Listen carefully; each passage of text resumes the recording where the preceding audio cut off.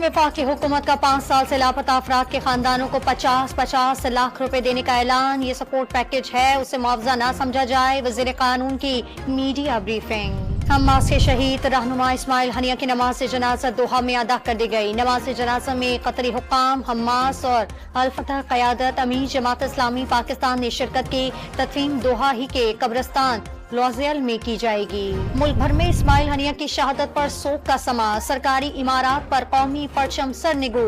Parliament house समेत मुल्क के मुख्तलिफ शहरों में गायबाना नमाज जनाजा अदा की गई। रैलियां और मुजाहरे भी किए गए।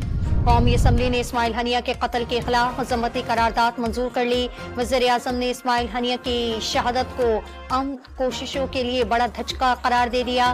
फलस्तीनियों की इमदाद जारी रखने का ऐलान।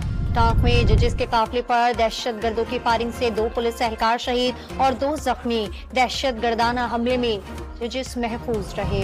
इस्लामाबाद हाई कोर्ट ने पीटीआई की एहतजाज की दरखास्त पर अदालती हुक्म के बावजूद फैसला न होने पर तौहीन अदालत कार्रवाई की दरखास्त मुस्तरद कर दी। रावलपिंडी के लियाकत बाग में जमात इस्लामी का धरना 8वें रोज भी जारी। हुकूमत पंजाब ने मुज़ाकरात के बाइस गिरफ्तार मुकामी रहनुमाओं और वर्कर्स की रिहाई का फैसला कर लिया।